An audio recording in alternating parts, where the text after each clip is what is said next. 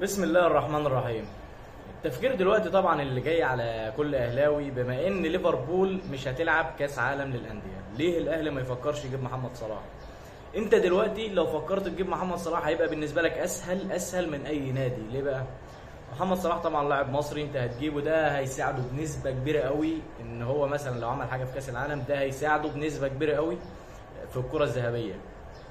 انت ان جبت دلوقتي محمد صلاح، تخيل هيبقى عندك في جنب محمد صلاح، في الجنب الثاني تريزيجيه، قدامهما جراديشار او وسام. هجومك هيبقى هجوم مرعب، اقسم بالله هيبقى هجوم كانه هجوم زي مثلا هجوم باريس، ما يقلش عن هجوم الريال. فاهم؟ هيبقى عندك هجوم يعني مثلا تريزيجيه، والله يا جماعه ما حد يستقل بلاعب زي تريزيجيه. تريزيجيه ده لاعب عالمي، اقسم بالله لولا الاصابات لكان لاعب ريال مدريد. تريزيجيه انت لو شفته زمان او دلوقتي لاعب مؤثر وعنده الروح، عنده الروح لاي نادي بيلعب له. عندك محمد صلاح، محمد صلاح معروف يعني من هدافين العالم دلوقتي، احسن جناح في الدوري الانجليزي، في تاريخ الدوري الانجليزي.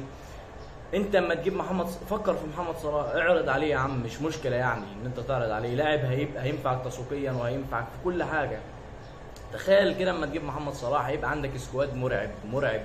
محمد صلاح يقود لك الاهلي في كاس العالم للانديه، بس شهر كاس العالم للانديه، انا مش بقول ان احنا نجيب محمد صلاح سنه او سنتين، ده انت هتجيبه الشهر بتاع كاس العالم للانديه بس، مش محتاج حد تاني.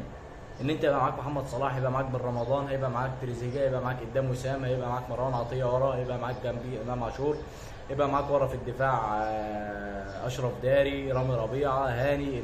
المفروض يعني نشوف حد غير هاني يا جماعه، اقسم بالله. بص على الشيبي وبص على هاني. انت دلوقتي الشيبي عرفك الفرق، عرفك. شوف الباكات عامله ازاي، هي دي الباكات بجد.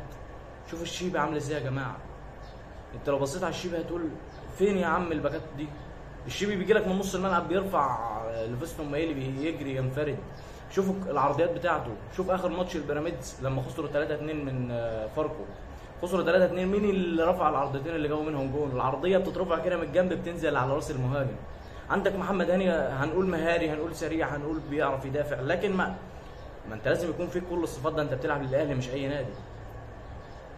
فهيكون معاك الجنب الثاني يا ريت يكون كريم الدبيس، لاعب يا جماعه والله ما سهل. كريم الدبيس احنا مستقلين بيه، لكن كريم الدبيس لو بيلعب في اي نادي تاني انت كنت هتجيبه وتلعبه اساسي، لكن ان انت بقى اللاعب ده جه وبدا وبقى في الاهلي، جه من بتروجيت تقريبا او من وادي دجله، ان هو بدا في الاهلي وكده، فانت مستقل بيه. لكن والله كريم الدبيس لو بيلعب في نادي تاني واساسي انت هتتجنن عليه، ومش هتجيبه اقل من 50 مليون جنيه زي ما جبت عمرو الساعي كده.